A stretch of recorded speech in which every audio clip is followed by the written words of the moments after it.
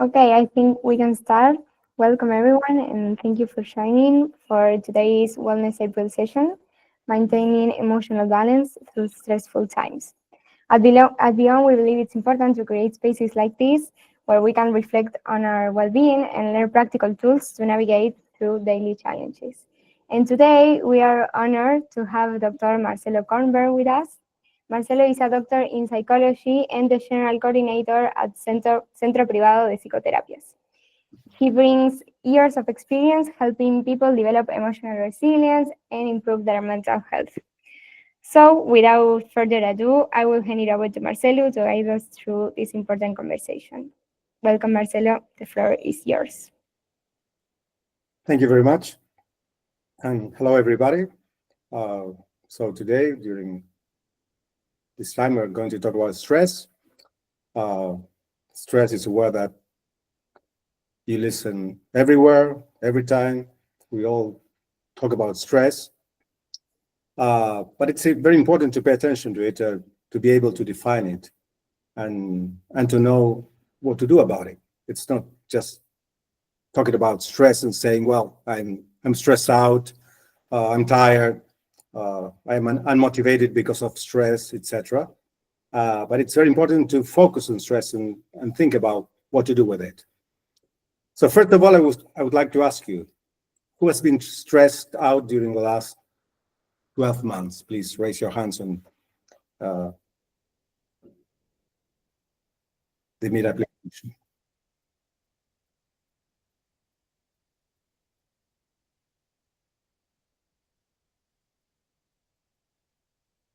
So how many of you?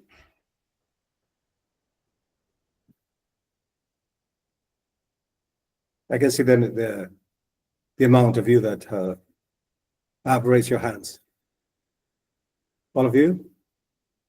Yeah, pretty much. Okay. So I know that maybe most of you are affected to stress one way or other, and I suppose that if not you, maybe something near you. Um, and stresses are quite different, so it's not exactly the same things that affect one people or other people. So we are different people, and we are affected by different sorts of stress. So if you want to share in the chat, what sort of things exactly? Maybe we get affected by family problems, we can be affected by deadlines, we can be affected by discussions or arguments with our colleagues or with our bosses. We can be affected stressfully by new projects or challenges, whatever. If you can share, just take it as anonymous. I won't pay attention to the names, but I would like to know what sort of things affect you, stressfully related, please. So just write in a few days, otherwise for me, okay.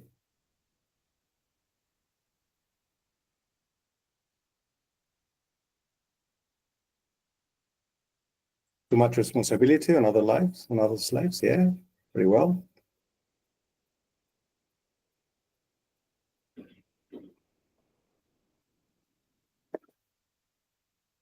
Anything else? Family issues, okay. So as you see, we're not always affected by the same sort of stress factors. Stressors are different. And maybe sometimes the problem is just one stressor, and sometimes we can affected by different stressors. That's worse, because if you're affected at the same time by two different stressors, family life, family issues, and work, well, things get complicated. Injustice and unstable society, well, that's more contextual, that's more general, but perfectly understandable.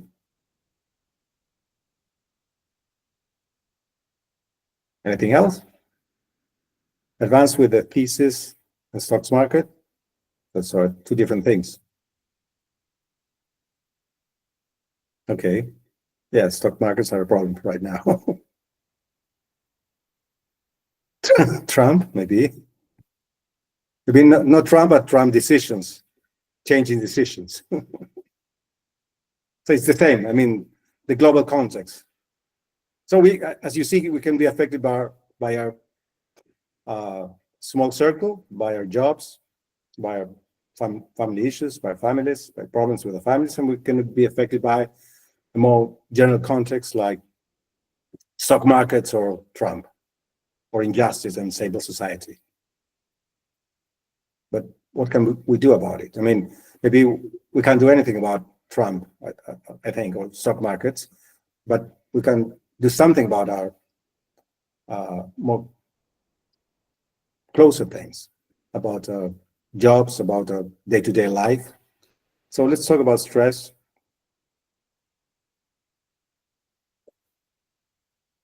In a more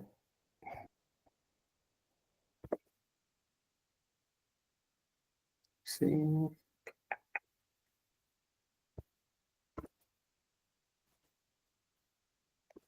Want to share?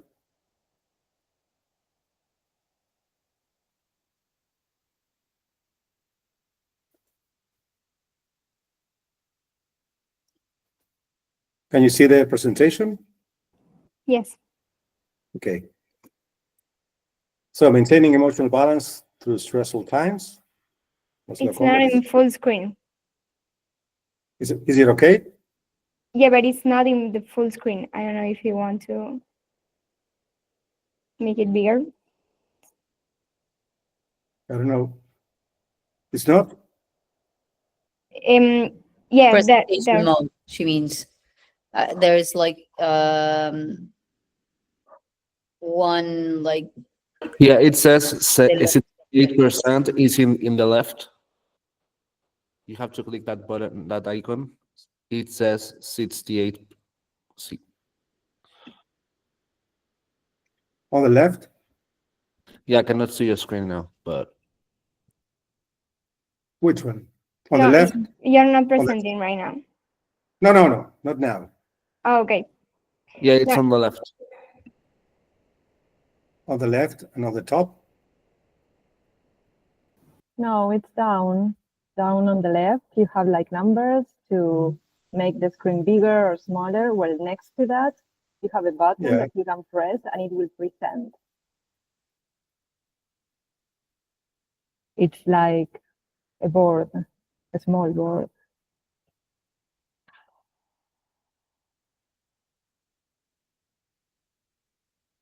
If Sure. not, it's okay because we could see it anyway. It's not that we couldn't. Yeah. Okay. Let's go again.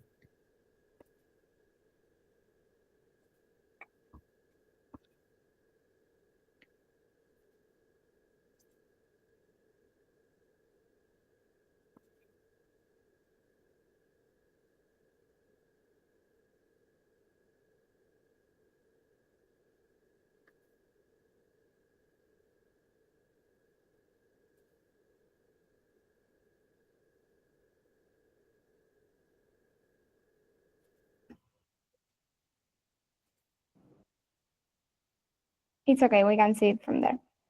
Yeah? Yeah. Okay. Just right there. Yeah. Yeah. It's okay? No, you were about to click on it, but Can you see it? Yeah, we can see it. Okay. I'm sorry, but I'm not familiar with that meet. I use sorry. Zoom all the time. Don't worry. So first of all, I want to talk about stress. I mean, what is stress, and if it's necessarily bad? The answer is no, because stress is a natural response to feeling threatened or under pressure. And I mean, it's not something that you choose. I mean, stress is normal. It's something mainly involuntary, and it has a physical component and a psychological component, and that's a response to something. A threaten, a pressure, a stressor. What is a stressor? That's a different thing, but that's a reaction. is a reaction of our bodies, is a reaction of our minds to something. It happens most of the time with different stimuli. It's very normal. It happens to everybody, and to animals, to human beings, to everybody. And it's part of life. So a moderate levels of stress, it's beneficial because it helps us to deal with difficult things, with threats, with challenges, whatever. If we didn't feel some sort of stress, we would have problems because we needed to react to things. So we can feel stress, as I said, under new challenges, opportunities, scenarios, etc. And of course, we can feel stress under danger or threat, etc. And in these situations, Sorry, Marcelo, sorry to Yeah. interrupt you. We are not seeing the presentation. We are only seeing the first slide.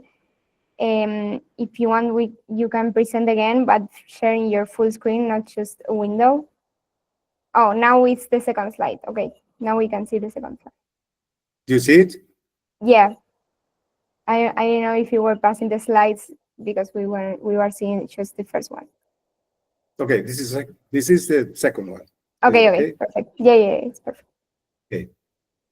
So, in any situation of stress, all of us unconsciously, automatically, activate some coping mechanisms. It's a normal response of human beings. I mean, it's normal. And these are some coping mechanisms. Under pressure, we tend to improve our levels of concentration because under a threat, a menace or a danger, that's a phylogenetical reaction. So our ancestors during prehistorical times were threatened by, I don't know, an enemy or a dangerous animal, and they needed to react, and to react quickly, and to decide quickly what to do. Generally, the answers, the responses are either fight or flight. These are the typical reactions. I suppose you have heard about them. So we generally react in one of these ways. We fight or flight. If the enemy seems difficult to face, we'll probably flight.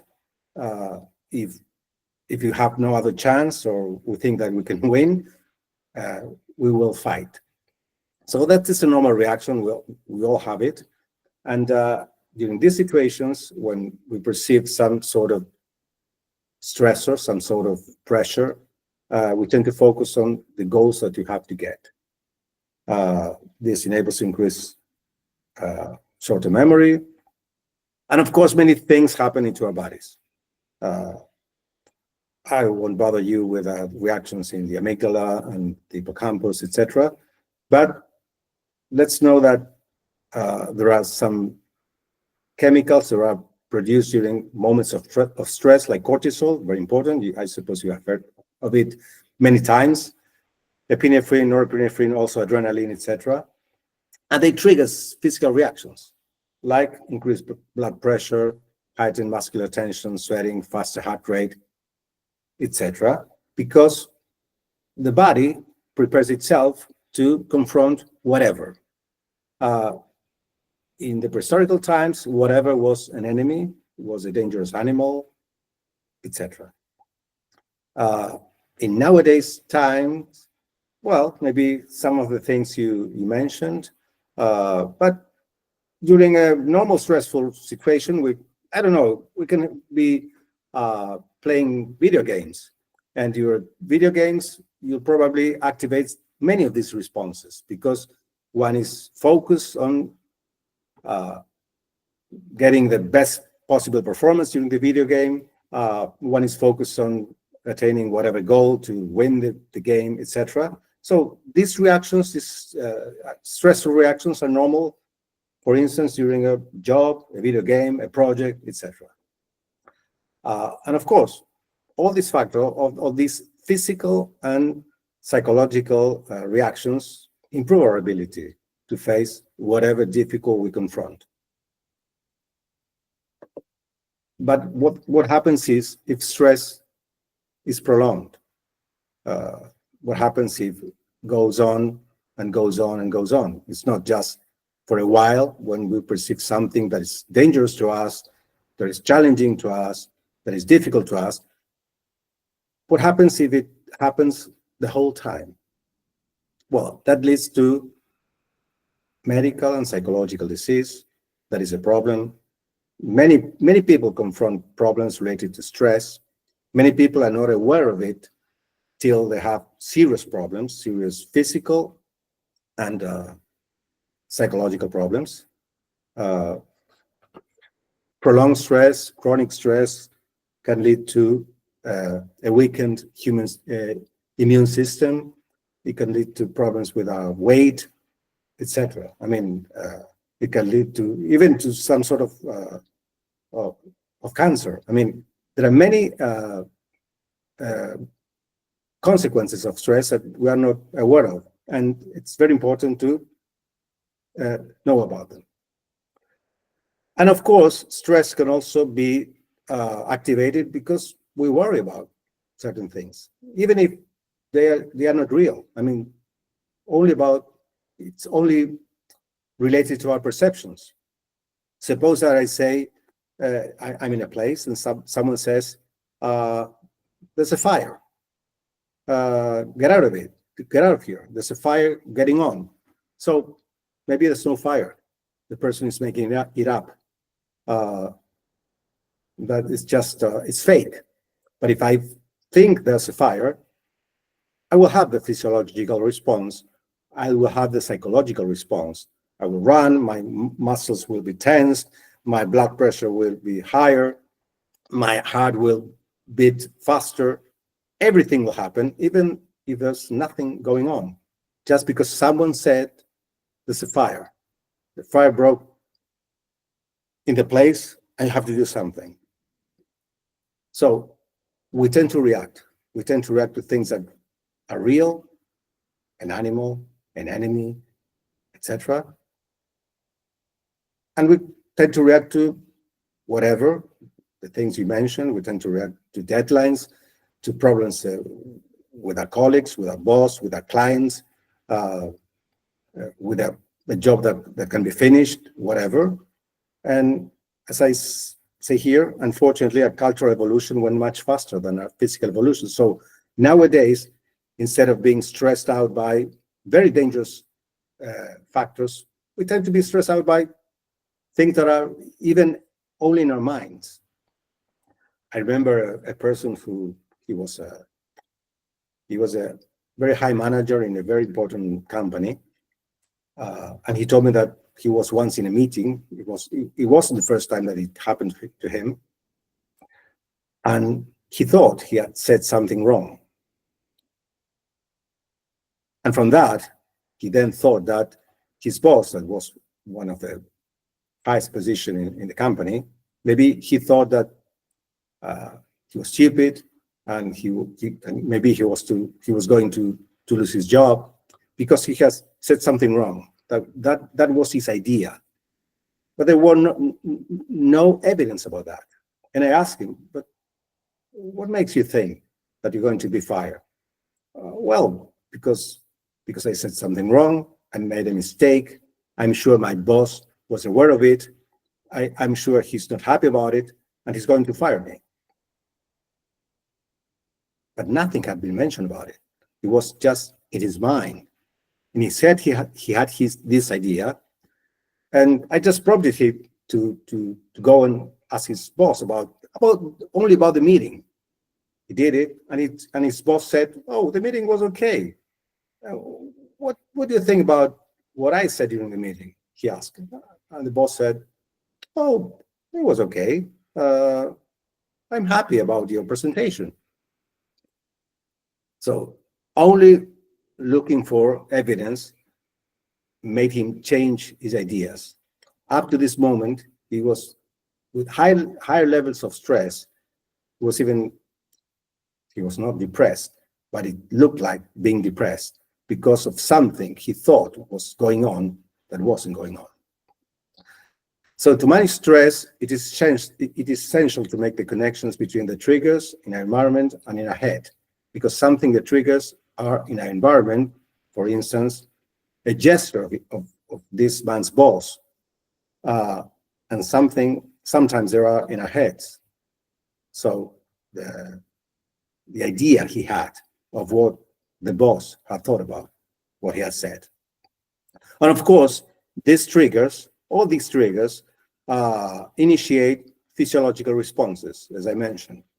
These physiological responses that are typical to stress, and that's like a vicious cycle, because once you have certain ideas in your mind, they had a correlate in your body, and the way one is feeling in our body, it goes against your head. So I'm feeling bad physically, I feel worse, I think worse, and I feel worse in my body, and so on and so on.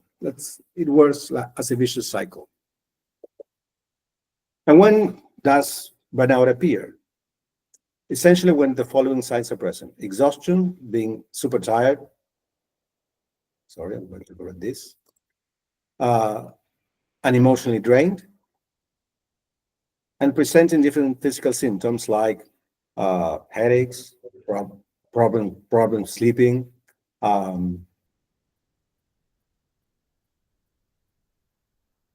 gastrointestinal problems, etc. Sometimes this depersonalization or cynicism. I mean, you detach yourself from other people and have a negative attitude. You don't care anymore about anything, especially in your job.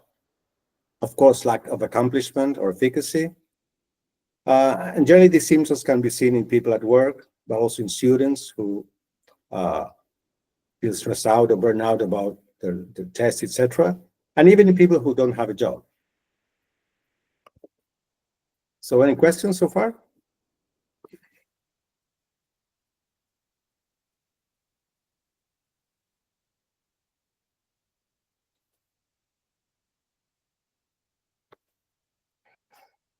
And when is burnout more common?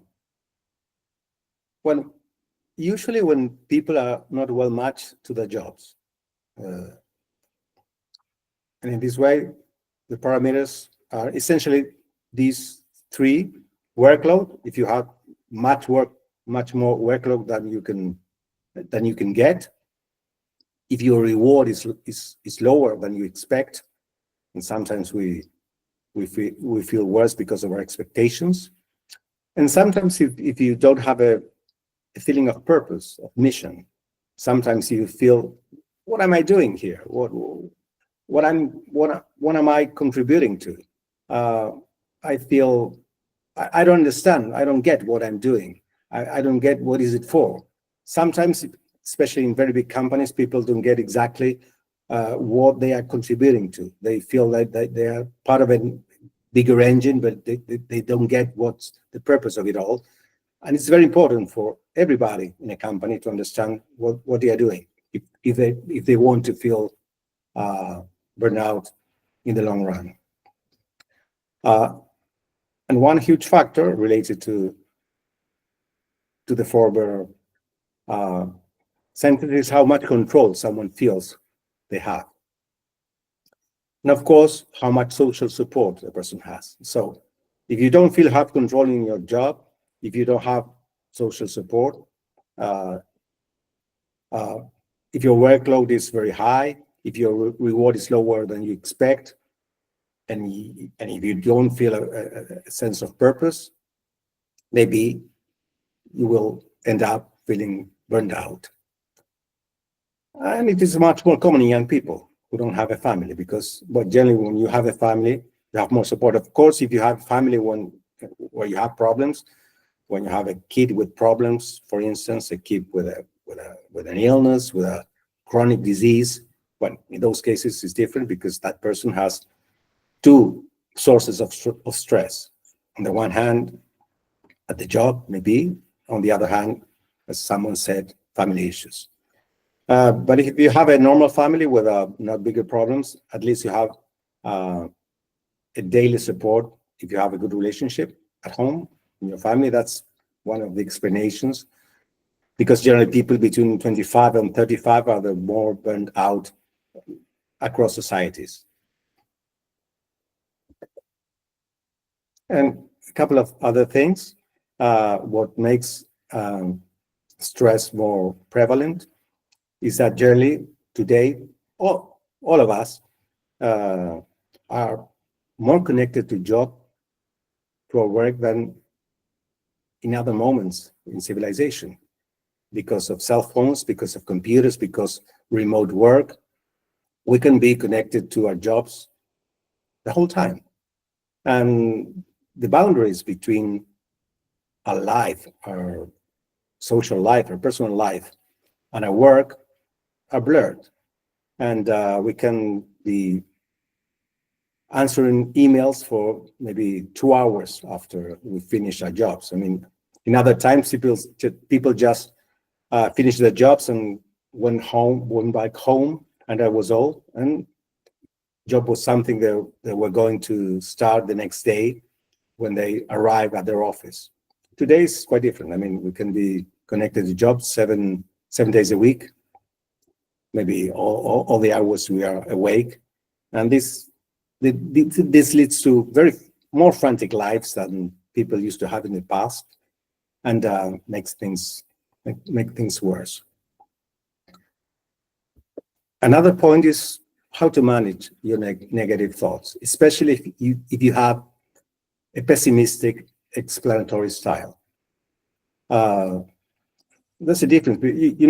There are pessimistic people and optimistic people. This just sounds as differences in personal traits and personalities, and that's true.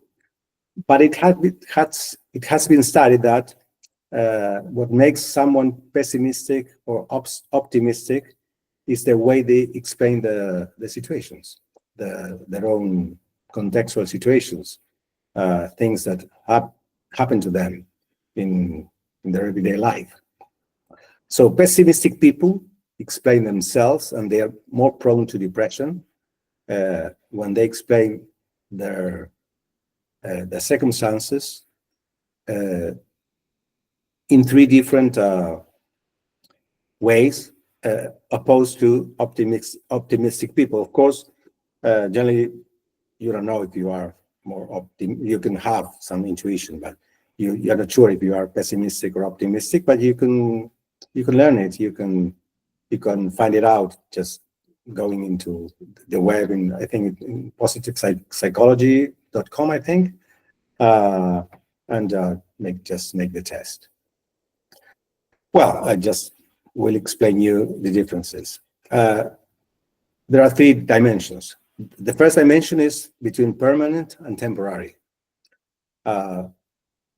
Pessimistic people generally express bad things as permanent, versus optimistic people who explain things as more as temporary. So if someone has a problem with their boss, pessimistic people will say to themselves, "Oh, my boss is a bastard." Whereas optimistic people will say things more like, "Well, the boss is in a bad mood. It's not a good day for him, but well, who hasn't a bad day?" Another dimension is universal versus specific. Pessimistic people explain themselves, bad things which happen to them, more as universal. If they have a problem with their colleagues, they will say, "My colleagues are not helpful." Whereas a more optimistic person will say, "This colleague is not being helpful." And that's a big difference. People don't realize about it, and we just tend to consider the way we think is the only possible way to think. But of course, science, psychology discovers that there are many ways of thinking, and in this way, pessimistic people think in a very different way than more optimistic people.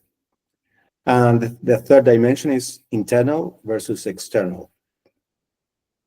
Pessimistic people tend to explain bad things that happen to them as internal. I mean, this happened to me, because of myself. So if something bad happened to me, or if my job was poor, or if I had a failure, it's because I'm bad. I have no talent, and I'm useless. Whereas an optimistic person will say, well, I have no luck, or I had no luck in this situation. So this, I mean, seemingly simple dimensions explain most of the way we think, all of us. And it has been proved that more optimistic people with a more optimistic explanatory style, not only depress much less than other people, but have more efficacy at work, are more happy, of course, are more successful. The good news is that you can change the way you think. I mean, if you find out that you are more pessimistic than optimistic, it's something you can change. You can learn how to change your thoughts, and you have a situation when you realize that you're thinking something like permanent, you can change into something more temporary, for instance. But it's an exercise. You have to do it. It's better to do it on paper, with a paper and a pen and a paper. It's a way of it's another way of training your mind, and it's very essential. I mean, if you learn to train your mind in this way, a couple of times a day, you take a notebook and you write your pessimistic thoughts, if that's the case, and you try to change it and write down optimistic thoughts. After some time, just with any other exercise, you will develop a more optimistic explanatory style, and probably you will activate less stress in your life. So, how to prevent burnout? Well, I suppose these are things that you know about it, but I will just mention them. Get enough sleep, between 7 and 9 hours regularly. Maybe sometimes you don't pay enough attention to this, but it helps a lot. One gets more irritated and more prone to stress, not sleeping well every night. Taking care of our diet, that means, of course, eating vegetables, not eating too much sugar, trying to eat certain things. Trying to avoid alcohol, drugs, and caffeine. Sometimes alcohol, drugs, for many people, they calm down during some time. I mean, it can be relaxing in the short time, but it's very, very, as you know, damaging in the long run, even to stress, not only to your health. Exercising regularly. I mean, many people don't exercise because they think that maybe there are too many things to do. They have to maybe finish a project and they don't have time. But if you exercise at least half an hour a day, maybe at the end of the day, you will feel better. I mean, it's something that one has to do, even if one has other obligations. And finally, and last but not least, schedule some time out in the week doing nothing. But I want to say nothing is nothing, just lying on the couch.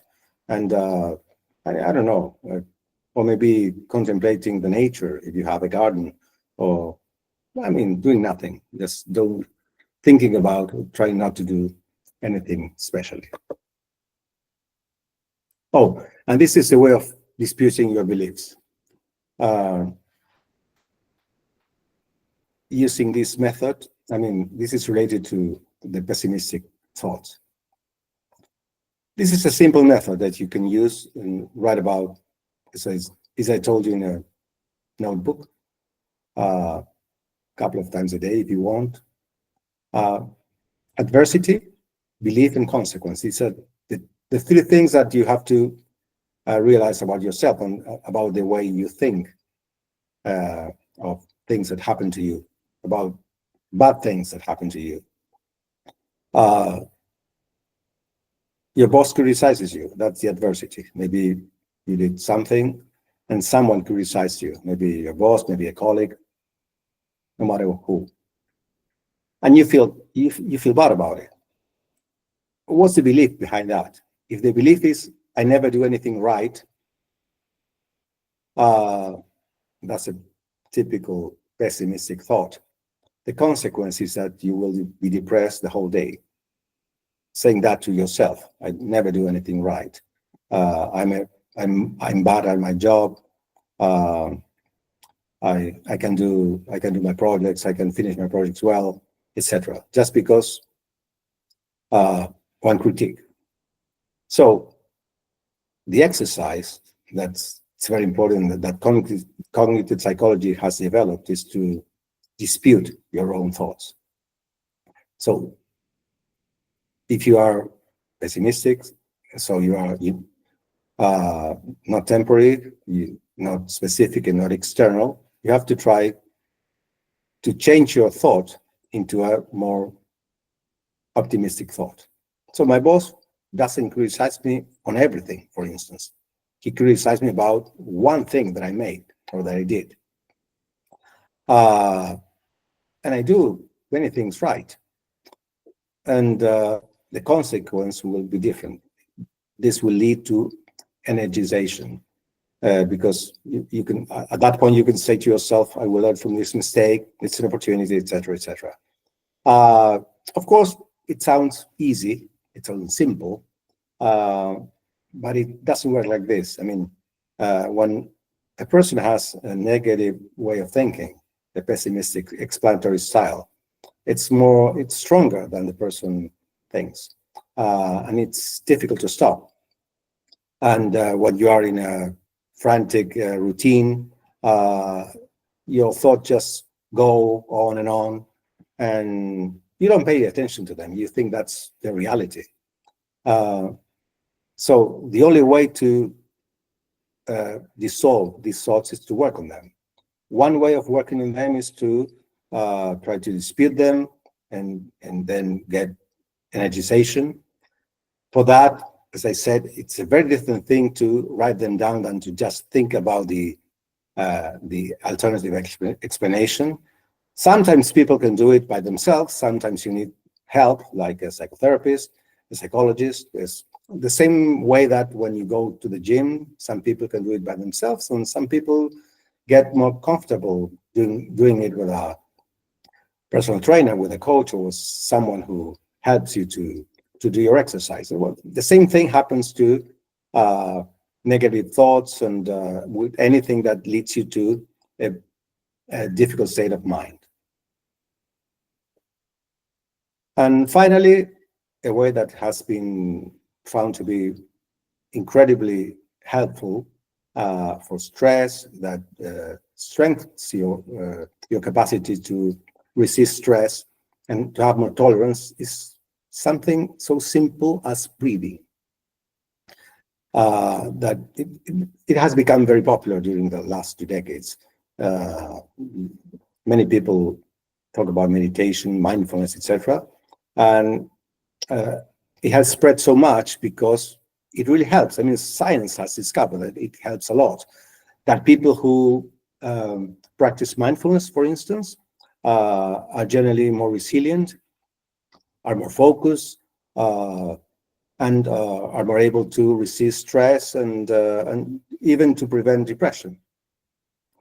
But it's not only psychology who has studied it. It has been also studied by biology, and brains of people who do meditation have been compared to brains of people who don't do meditation or mindfulness. And there are huge differences, and the differences on the mindfulness people are more healthier. So what is mindfulness? It's just a practice of being present in the moment, paying attention to your thoughts, feelings, and bodily sensations. And this is the most important part, without judgment. So you can try, sorry, put it as you. You can train your brain to be more focused and to have more stress tolerance. And of course, yoga is another excellent option. So stress is inevitable in life, but you can decide the way you relate to stress. And the best option is to minimize it. And you can start it every day, of course. And now, I would like to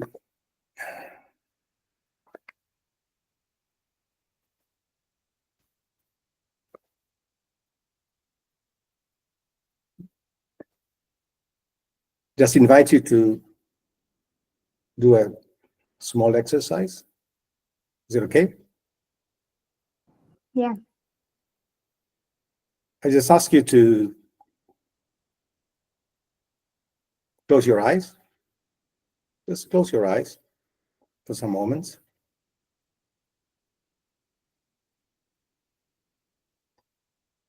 Try to close your eyes, please. And just pay attention to your breath. Just pay attention to your breath as you breathe in and you breathe out. Pay attention to the way you're breathing.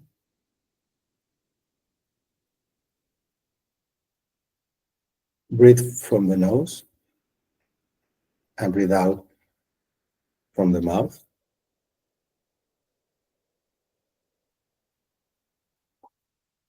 And try to elongate your exhalation.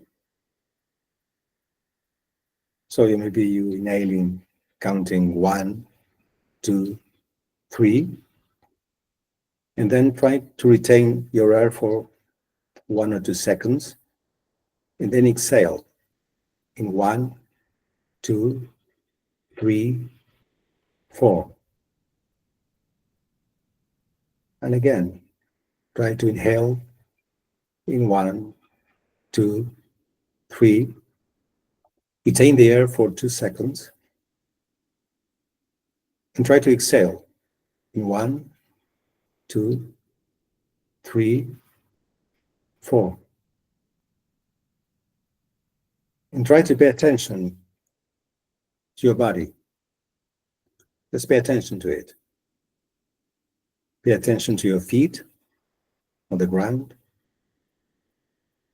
Pay attention to your posture, maybe to your back, leaning on the chair. Just pay attention to it.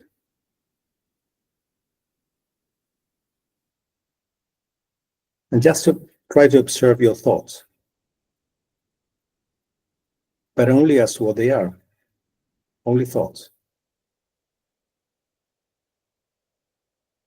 You observe your thoughts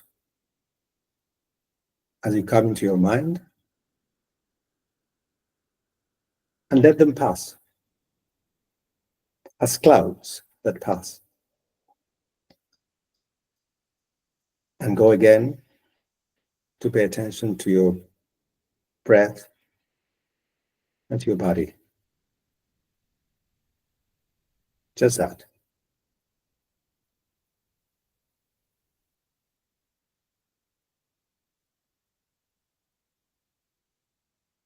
Well, you can then open your eyes and be here again.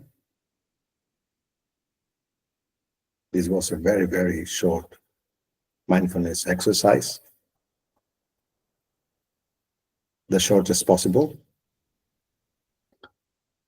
But these are the simple exercises that people do when doing mindfulness. They last for 10 minutes, 5 minutes. Only 5 minutes are very beneficial to one's health, one's focus, one's mind. It sounds simple, but it's just a practice. So that was it. Any questions? I will share screen because if you guys want to ask some questions anonymously, you can through this site. Let me present it here. And Pablo? I just wanted to to clap. That's fine. Sorry, my bad.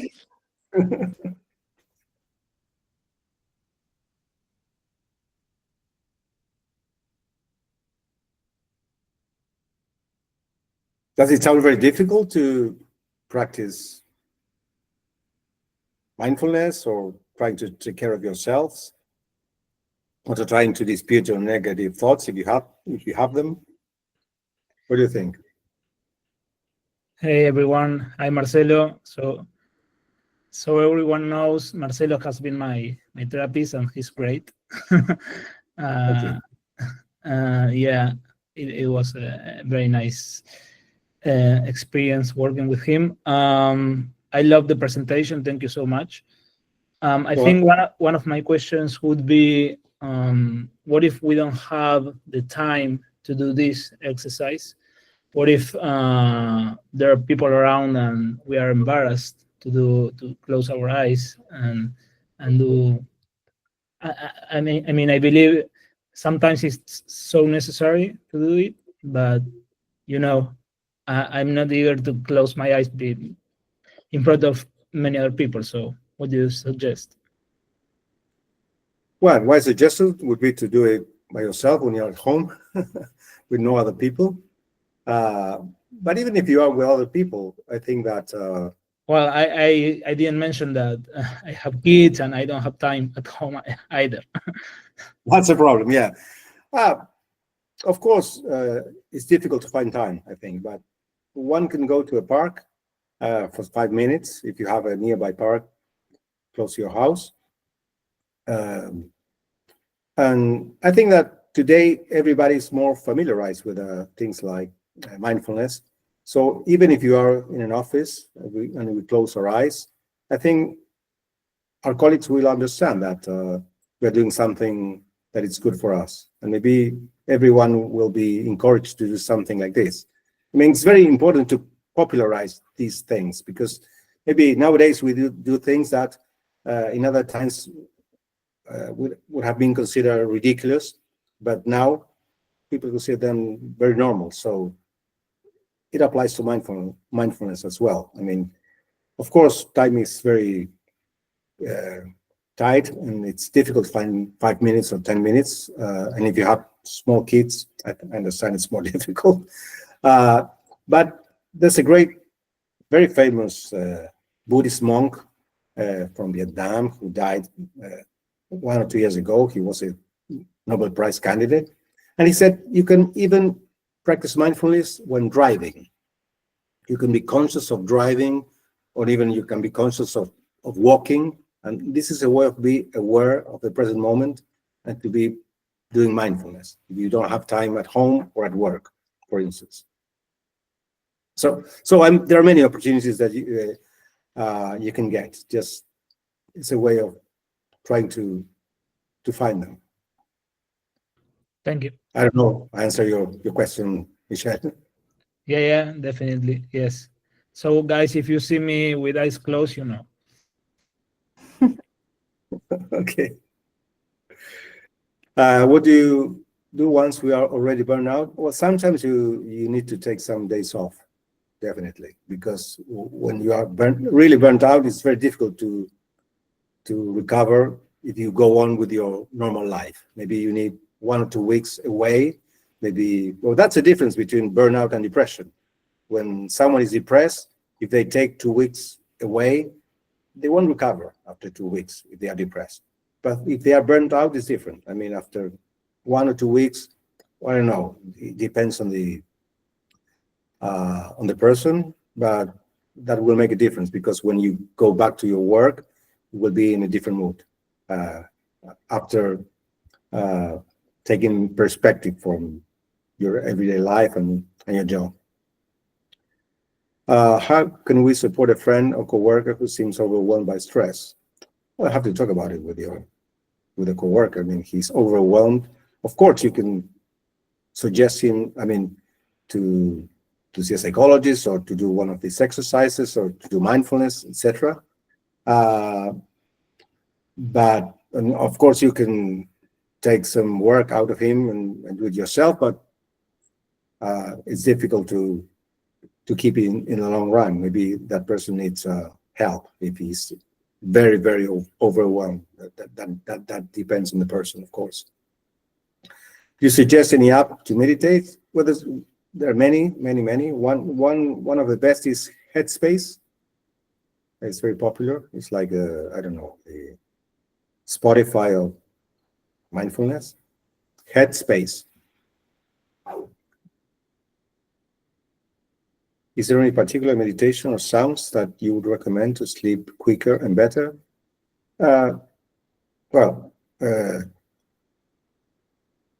You just can do a simple meditation than the one that I suggested you now, but maybe for 10 minutes, 5 or 10 minutes instead of 3 minutes as we did. It can help.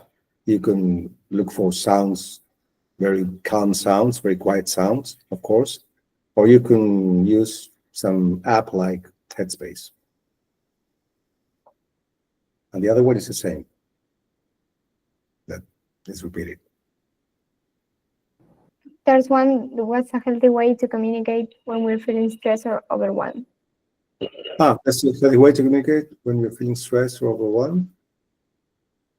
Just being honest. I mean, I feel overwhelmed. I can't do it anymore. I need some time off. I mean, it's very difficult for me to go on because I feel overwhelmed. Especially if you describe the symptoms. If you say, it's been very difficult for me to be focused. I have physical problems. I have problems to sleep. I have stomach problems. I'm irritable. I mean, I'm more stressed than normal. As I said, there's some normal stress that we all feel and it's not bad. And even it's healthy. And there's a level of stress that it's very harmful, very dangerous. And it's better to take some days off than to wait for worse consequences. What do you recommend to handle stress eating behaviors? What do you mean by, I don't know, what does it mean, stress eating behaviors?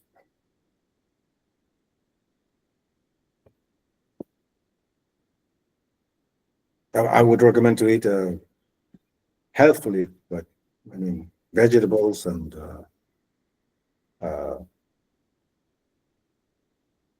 good nutrition diet. I don't know if maybe they mean when you eat because of stress, because you're stressed, you tend to eat. Okay. Well, Anthony says maybe avoiding snacks. Yeah, that's a good recommendation. And trying to not to avoid your meals, your 4 meals a day, because that's not good.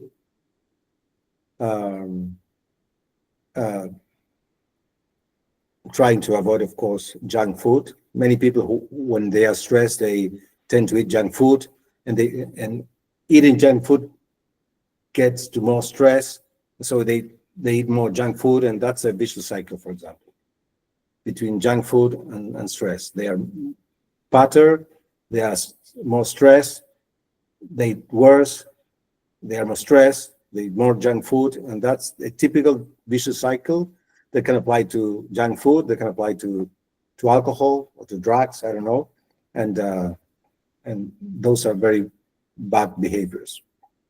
How can I break the cycle of chronic overworking or perfectionism?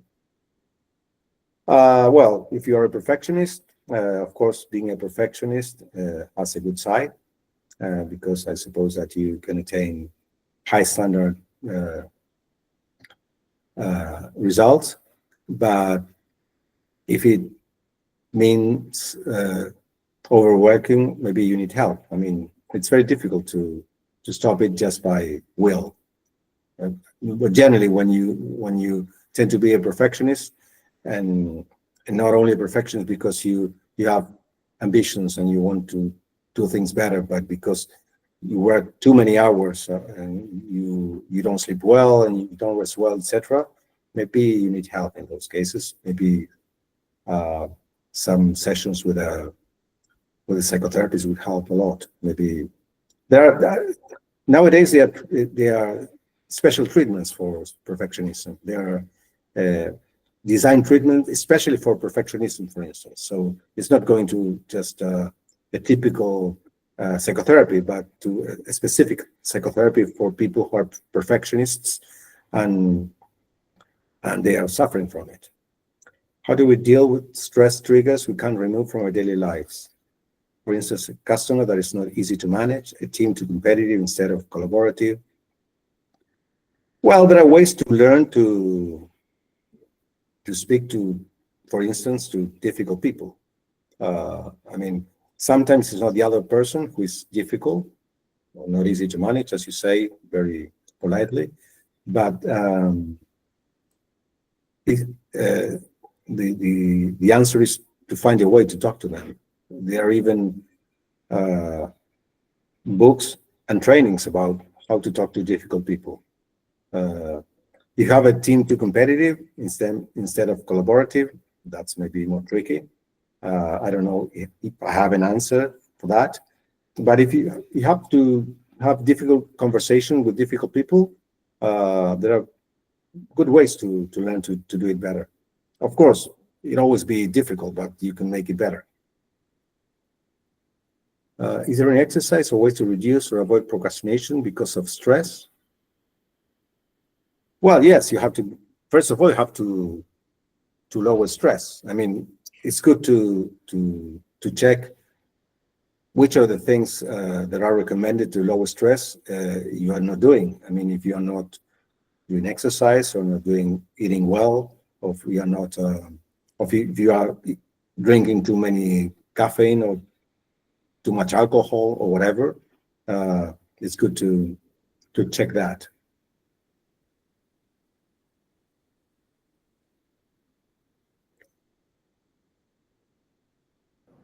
Anything else? Oh, that's not. I think we covered all the questions. Oh, there's a new one. How to focus on work when emotions are overwhelming? It depends on the emotions. It depends if you have an emotional disturbance, if you are depressed, or if you are going through a difficult situation, I mean, with your partner, with your family. In those situations, maybe, again, you need help from a competent professional, psychotherapist, or, yeah. But if they are emotions that are overwhelming just that day because something happened, generally, for instance, mindfulness exercises are very good. I mean, they help a lot. I mean, I've worked with a very, very serious patients. I'm not talking about average people like all of us, but with people with difficult mental diseases who think about the worst possible things like killing themselves, etc. And they have been trained to do mindfulness and with mindfulness exercises, and they have learned even to stop impulses, even to stop self-aggressive behaviors. Something like mindfulness. And I remember they had told me I would have never thought that I could stop my impulses, my self-destructive impulses, or my strong negative emotions just by breathing. It's incredible. I'm talking about very difficult patients, people with very serious mental illnesses. So I always say, if they can do it, anyone can do it. If that's helpful for them, for very serious patients, it must be helpful for all of us. If even when we are going through difficult times, even when our emotions are difficult to handle. It's just a way of be trained to do that. Mindfulness is a training as going to the gym or learning a sport or a new language or whatever, just training yourself to be more focused.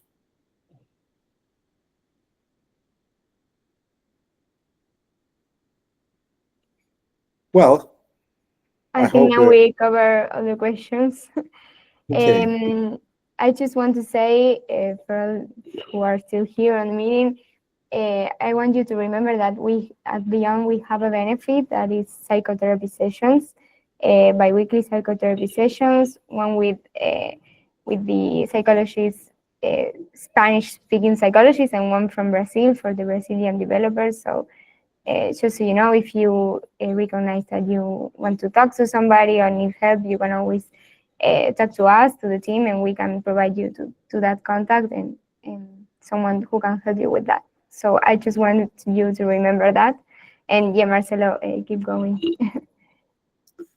Okay, thank you very much. It's been a pleasure to share this moment with you. Yeah, thank you so much. Michelle. Thank you so much, Michelle. It's been a Thank you. pleasure to It's see you again. been really valuable, all of this. So thank you so much, Marcelo, for joining today. Okay. So, see you. See Bye-bye. you. Bye, guys. Thank you.